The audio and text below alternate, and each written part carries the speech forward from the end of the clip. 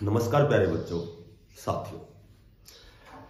आज की वीडियो उन बच्चों के लिए, उन साथियों के लिए बड़ी महत्वपूर्ण है जो ईएसपी से संबंधित है, जो ईएसएम से संबंधित है। अभी जस्ट ही नए चेयरमैन नियुक्त हुए हैं, तो कहीं न कहीं जो एचएसएससी की भर्तियां हैं उनमें तेजी से बदलाव हो रहा है, कुछ न कुछ नया होने वाला है। तो आज हम इस वीडियो में चर्चा करेंगे कि डी ग्रुप की जो सेकंड वेटिंग लिस्ट है उसमें ईएसएम और ईएसपी की कट ऑफ क्या रहेगी। क्योंकि कट ऑफ पर बातें करना तो बहुत सही नहीं है, लेकिन फिर भी हम कयास लगाते हैं, अनुभव के आधार पर कह सकते हैं। वैसे कट ऑफ तो कैसे निर्धारित होती है कि भाई वहां बच्चे कितने प्रेजेंट हुए, पेपर का लेवल कैसा था, कंपटीशन क्या है, तो ये चीजें होती हैं। पर जिस हिसाब से डी ग्रुप की कट ऑफ गई है, जो 11,000 बच्चों की लिस्ट निकाली है, वहां कट ऑफ 81 पॉइंट, 70 पॉइंट, तो ये कहीं ना कहीं सही नहीं लगती। फिर भी हम उसके अकॉर्डिंग ही थोड़ी सी बात करेंगे, जो कट ऑफ उसमें गई है उसके अकॉर्डिंग बात करेंगे और ऑल ओवर बात करेंगे एचएसएससी डी ग्रुप के बारे में। तो बच्चों से निवेदन है कि इस वीडियो में लास्ट तक बने रहना मेरे साथ। हम सबसे पहले बात करते हैं कि सभी भर्तियां जो 5 नंबर पर रुकी हुई है उनका फैसला लगभग 23 अप्रैल को हो जाएगा, ठीक है। उसके बाद में ये कट ऑफ, ये सेकंड लिस्ट है, ये आगे है। अब हम बात करते हैं कि जो डी ग्रुप के 10,997 पदों पर जो रिजल्ट आउट हुआ था उसमें ईएसपी की और ईएसएम की कट ऑफ ये रही थी। डिसेबल जो किसी भी युद्ध में जो दुर्घटनाग्रस्त हो जाते हैं, सबसे पहले जैसे उनके बच्चों की क्या कट ऑफ थी। ईएसएम जो सेल्फ, जो एक्स सर्विसमैन थे, उनकी कट ऑफ ये रही थी। डीईएसएम जो डिपेंडेंट है उनकी ये रही थी। और ये जो फ्रीडम फाइटर है जो केवल 2% ही होते हैं, ठीक है। यहां ईएसपी जो इलिजिबल स्पोर्ट पर्सन होते हैं, जर्नल की, ईडब्ल्यूएस की, ये सारी मैंने इसमें लिख दी है, तो इस पे हम चर्चा करेंगे। उससे पहले हम छोटी सी बात पे एक चर्चा करते हैं कि जो ईएसएम है, अभी मैंने एक नोटिस पढ़ा था, शायद डेट तो मेरे ध्यान नहीं है, पर उसमें क्या था कि जो ईएसएम जो है, जो एक्स सर्विसमैन है, वो ईएसएम जो है या तो ईएसएम का फायदा ले सकते हैं या डीईएसएम का। डीईएसएम यानी डिपेंड एक्स सर्विसमैन, और डिपेंड एक्स सर्विसमैन कौन होते हैं? ईएसएम के ही बच्चे होते हैं, ठीक है। तो दोनों को फायदा नहीं मिलेगा। ईएसएम एक्स सर्विसमैन खुद भी फायदा ले और उसका बच्चा भी ले। हाँ, ईएसएम फायदा ले सकता है यदि अपने पद को त्यागता है और दूसरे प्रकार के यदि किसी पद को वो प्राप्त करना चाहता है तो वो इसका फायदा ले सकता है। ईएसएम डीएसएम में से एक फायदा मिल सकता है। और एक और थी कि बोला किसी भी परिस्थिति में जो ईएसएम होते हैं उनको एक तो किसी भी प्री एग्जाम में, मेन एग्जाम में या इंटरव्यू में फायदा नहीं मिलेगा, केवल फाइनल सिलेक्शन में उनको फायदा मिलेगा। और सबसे पहले जब ईएसएम कोटे की बात आती है, जो 14% है, 7% जनरल का है, 2% बीसीबी है, 2% एससी है, 3% बीसीबी है, तो इस तरह से 14% में डिवाइड कर रखे हैं। तो एचएसएससी डी ग्रुप में लगभग 1900 कुछ पद थे, तो कुछ पदों पे रिजल्ट आउट हो गया, कुछ होल्ड कर लिए, तो अब उन्हीं पे हम चर्चा करेंगे। सबसे पहले तो जो डिसेबल जो ईएसएम होते हैं, ठीक है, उनके बच्चों को फायदा मिलता है। उसके बाद ईएसएम को, फिर डीएसएम और फिर डीएम। अब हम बात करते हैं कट ऑफ की। देखो कट ऑफ, सबसे पहले तो हम बात करते हैं कि कट ऑफ में फर्क कहां पड़ेगा। एक तो जब सी जो ग्रुप है, इनकी सारी जो भर्ती प्रक्रिया है वो निपट जाएगी, वहां कट ऑफ अपने आप नीचे आ जाएगी। 56-57 है या फिर और भी 20 प्रकार के ग्रुप हैं, ठीक है। इसमें कई भर्तियों पर जो कई छोटे छोटे ग्रुप हैं उन पर केस कैसे है कि एक तो जैसे जेई है, चाहे वो सिविल है, इलेक्ट्रिकल है, तो इन पे केस है कि इन बच्चों ने डीएसएम के फायदे 2 बार ले लिए, ठीक है। तो यहां इन पे केस चला हुआ है, कई छोटी छोटी कई भर्तियों पे चला हुआ है। तो इन भर्तियों के लिए एक ही बात नोटिस निकाला गया है, यही छोटा मोटा केस है कि ईएसएम और डीएसएम दोनों अलग अलग फायदे नहीं ले सकते, ठीक है। या तो ईएसएम में फायदा ले सकते हैं या डीएसएम में। तो ये तो कोई चीज बहुत लंबी चली जाएगी अगर इस पर डिस्कस करेंगे। तो फिलहाल हम कम टू द पॉइंट मुद्दे पर आते हैं, कट ऑफ पे बात करते हैं। सबसे पहली बात तो ये है कि ईएसपी के लगभग 270 अप्रोक्सीमेट, वो 265 भी हो सकते हैं, 275 भी हो सकते हैं, ये कैंडिडेट जो ईएसपी के थे उनको ईएसएम में इंक्लूड कर लिया गया है। तो अब ये बच्चे वापस इधर ईएसपी में आएंगे तो यहां पद रिक्त होंगे, तो कट ऑफ कम हो जाएगी, ठीक है। एक सी ग्रुप की जो भर्तियां क्लियर हो जाएंगी, टीजीटी की भर्ती क्लियर हो जाएंगी, तो बहुत से कैंडिडेट ईएसएम के कैंडिडेट यहां क्वालिफाई करेंगे। सी ग्रुप में 32,000 पद सी ग्रुप के हैं, टीजीटी के हैं, और भी वेरियस प्रकार के हरियाणा में बहुत से एग्जाम हुए हैं, ठीक है। पीजीटी भी है, संस्कृत पोस्ट भी है, ठीक है। ज्यादातर तो ये ईएसएम है, यहाँ टीचर लेवल की जो भर्तियां हैं या जो जितनी भी सिविल भर्तियां हैं उनमें ईएसएम वहां क्वालिफाई करेंगे, वहां ज्वाइन करेंगे। तो क्या होगा कि यहाँ पद रिक्त हो जाएंगे, तो रिक्त हो जाएंगे तो इनको HSSC डी ग्रुप में फायदा मिलेगा, ठीक है।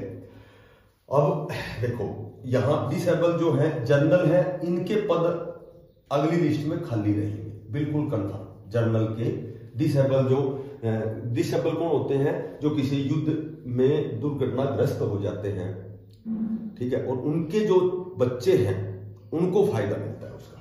तो जनरल के तो लगभग वो खाली मिलेंगे आपको, क्योंकि 38 से नीचे क्या मेरिट चाहिए। एससी में कहीं न कहीं कंपटीशन है, तो ये कंपटीशन मैंने बता दिया कि ये कंपटीशन कम होगा जब सी ग्रुप की भर्तियां क्लियर होंगी, टीजीटी पीजीटी। और सबसे बड़ी बात है कि जो हरियाणा HSSC जो डी ग्रुप की कम से कम 3 से 4 वेटिंग लिस्ट निकलेंगी, ठीक है। तो वेटिंग लिस्ट में अपने आप ही cut off down to down जाती जाएगी। और ये जो एससी है ये लगभग 60+ तक डिसेबल जो बच्चे हैं, चिल्ड्रन हैं, उनको 60+ तक यहां ज्वाइनिंग मिल जाएगी, ठीक है। मैंने बहुत ही 2-3 घंटे अध्ययन किया इसका। एक साथी तो ऐसा है जो हर वीडियो के नीचे ही कमेंट करता है, लेकिन मैं कल बनाऊंगा, ऐसे मैं भूल जाता हूं। लेकिन कल मैंने सोचा कि भाई सबसे पहले इन दोनों के कमेंट्स ज्यादा आते हैं तो इन पे अध्ययन किया जाए। तो कहीं छोटी मोटी त्रुटि भी हो सकती है, लेकिन मैंने बहुत गहराई से अध्ययन किया, नोटिस भी दोबारा पढ़ा इसका ईएसएम का, ठीक है। और ये चीजें मैंने बार बार देखी हैं। उसके बाद ये सारी कट ऑफ मैंने चेक की, फिर मैंने इस कट ऑफ पे भी अध्ययन किया। तो ये मैं कह सकता हूं कि 60+ तक ये आसानी से हो जाएगा, हो सकता है और भी नीचे आ जाएगा। ये BCA है, ये भी लगभग खाली रहेगी, क्योंकि 2-3 जब 3-4 वेटिंग लिस्ट आएगी तो 47 से तो बहुत नीचे आ जाएगी, नीचे आ जाएगी तो वो सारी सिलेक्ट हो जाएगी।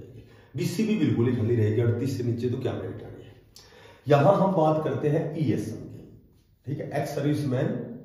तो एक्स सर्विसमैन जहां जनरल में 55.5 है, तो जब जनरल में 55.5 है, ईएसपी के बच्चे इधर आएंगे, इधर है ये ईएसपी के उधर जाएंगे, ईएसपी साइड में 270 बच्चे जो उधर जाएंगे, तो यहां वो जनरल के बच्चे ही जाएंगे। अब वो जनरल के बच्चे हैं, ठीक है, वो ये 55 वाले हैं।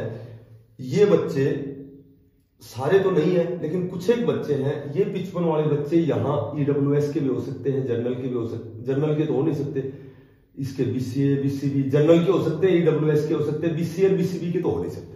तो कहने का मतलब ये है कि जनरल वाली जो है फिलहाल जो सेकंड लिस्ट है उसमें मैं कह सकता हूं कि 50+ वाला कंफर्म ज्वाइन करेगा। सेकंड जो वेटिंग लिस्ट आएगी 7 से 8,000 बच्चों की आएगी, तो ये बच्चे जनरल के बच्चे हैं, ठीक है। तो जो 270 बच्चे हैं वापस उधर जाएंगे, तो यहां पद रिक्त होंगे, ठीक है, और रिक्त पद होंगे। तो इसमें कुछ एक जैसे 2650 बच्चे तो अभी होल्ड पे हैं, अभी तो उनका कोई रिजल्ट ही नहीं आया है, तो इनमें भी लगभग बच्चे अभी बचे हुए हैं। 1924 सारे तो फिलअप हुए नहीं है, ठीक है, तो कुछ बच्चे बचे हुए हैं, कुछ ये 270 जाएंगे। तो ऐसे करके इस सेकंड लिस्ट में लगभग 50+ वाला जनरल क्वालिफाई करेगा। SC रिक्त रहेगी, BCA ये भी लगभग, ये 44 है तो यहाँ लगभग 40+ वाला BCA में यहाँ क्वालिफाई करेगा। ठीक है, BCB में लगाओ तो ये भी आप लगा सकते हो, लगभग 44-45 नंबर वाला BCB में भी सेकंड वेटिंग लिस्ट में आपको देखने को मिलेगा। DESM जनरल में नहीं है। ठीक है, SC है 51, तो ये लगा लो लगभग 45+ वाला जो DESM वाला यहाँ क्वालिफाई करेगा। उसके बाद में बात करें BCA, ये नील, BCB ये फ्रीडम फाइटर, ये बिल्कुल नील। अब हम बात करें कि ESP की, तो ESP में क्या है कि लगभग जर्नल में जो बच्चे जिन्होंने क्वालिफाई किया है 44.49, तो ये लगभग आपको 40+ देखने को मिलेगा। ठीक है, क्योंकि ESP के बच्चे C ग्रुप क्लियर होगी 32,000, TGT PGT ये सारी क्लियर होंगी। उसके बाद यहाँ कुछ सीटें होल्ड पे है, तो 40+ यहां मैं जनरल की कहता हूं। EWS है, ये EWS है, यहां थोड़ा सा मामला अटकेगा, इनको थोड़ा सा वेट करना पड़ेगा। हालांकि EWS के बच्चे भी लगभग 45 तक हो जाएंगे। ठीक है, लेकिन इससे भी नीचे तक जाएंगे EWS के। इसके कई कारण हैं, ये कारण मैं आपको बताता हूं कि EWS के बच्चे हैं EWS के जो बच्चे हैं इनको वेट करना पड़ेगा इसकी वेटिंग लिस्ट की। एक तो इसकी वेटिंग लिस्ट 3-4 वेटिंग लिस्ट आएगी, समय थोड़ा सा लगेगा। एक 447 पदों पर भर्तियां निकली हुई है EWS की, सॉरी इसकी ESP की निकली हुई है, 44 प्रकार के पद हैं उसमें। तो इसमें वार्डन है, कोच है, ठीक है, एलम है, उसके बाद में TGT है, उसके बाद में क्या बोलते हैं हरियाणा पुलिस में भी है। तो ये 400 पद जो भरे जाएंगे, तो यहाँ ये पद रिक्त होंगे, यहां से जाएंगे वो D ग्रुप से ही। ठीक है, तो ये पद रिक्त होते ही ये मेरिट और नीचे से नीचे आती चली जाएगी, तो ये लास्ट में ये 40 तक ही आ जाएगी। ठीक है, BCA बिल्कुल पद रिक्त रहेंगे, BCB रिक्त रहेंगे, SC रिक्त रहेंगे। तो कहने का मतलब ये है कि यहां वेट एंड वॉच वाली कंडीशन है कि बहुत सा ऐसा सिस्टम है जो एक दूसरे से जुड़ा हुआ है। C ग्रुप क्लियर होना अनिवार्य है, और भी सामान्य जनरल वाले बच्चों के लिए भी। ठीक है, TGT क्लियर होना अनिवार्य है, PGT होगा। तो ये सारी चीजें जब होंगी धीरे धीरे, बहुत से वेरियस प्रकार के एग्जाम हैं, बहुत से क्षेत्र हैं जहां बच्चे बड़ी पोस्ट पर जाना चाहेंगे, तो वहां ये कट ऑफ आपको नीचे देखने को मिलेगी। हालांकि ये जो कट ऑफ है ये D ग्रुप के लायक नहीं है। ठीक है, क्योंकि D ग्रुप की जो कट ऑफ है वो 81 कहना कहीं ना कहीं अतिशयोक्ति है। वो इसलिए है कि किसी भी स्टेट को उठा के देख लो, जो D ग्रुप की कट ऑफ आज तक 81 नहीं गई है। इसका क्या कारण है, ये बच्चे स्वयं समझदार हैं। ठीक है, तो कट ऑफ तो कहीं न कहीं बहुत ऊपर है, लेकिन उस कट ऑफ को देखकर भी हम ये कह सकते हैं कि सिर्फ ये फायदा है कि जो HSSC D ग्रुप है, HSSC D ग्रुप की भर्ती के साथ और वेरियस प्रकार के एग्जाम भर्तियां हैं, जिस वजह से वो बच्चे यहाँ इसको खाली करेंगे, ये पदों को छोड़ के जो नेक्स्ट जो अपर लेवल के जो पद हैं, जो भर्तियां हैं, वहां ज्वाइन करेंगे। तो वहां ज्वाइन करेंगे तो यहाँ जो ऊपर वाले बच्चे हैं ये यहां से निकलेंगे, और यहां से निकलेंगे तो कट ऑफ को नीचे लाएंगे, यानी कि अपने आप ही देखने को मिलेगी कट ऑफ नीचे। पर फिर भी कट ऑफ D ग्रुप के लायक तो है नहीं। ठीक है, और कट ऑफ पे बातें करना ये तो जैसे ये तो मैं कह सकता हूं कि बेवकूफी होती है, क्योंकि अगर वास्तव में फेयर तरीके से सारे काम होते हैं तब तो D ग्रुप की कट ऑफ बताना आसान है, पेपर का कंपटीशन देख के, उसका लेवल देख के, उसकी प्रेजेंस देख के, ठीक है, कितनी वैकेंसियां हैं, उस हिसाब से तो वो बिल्कुल सही अंदाजा लगता है। लेकिन इस कट ऑफ को देख करके सिर्फ ओनली अनुभव के आधार पर हम बता सकते हैं। तो आज की वीडियो में इतना ही। एक ही वीडियो में मैंने लगभग अपने अनुभव के आधार पर आपको दोनों बातें क्लियर की है। धन्यवाद।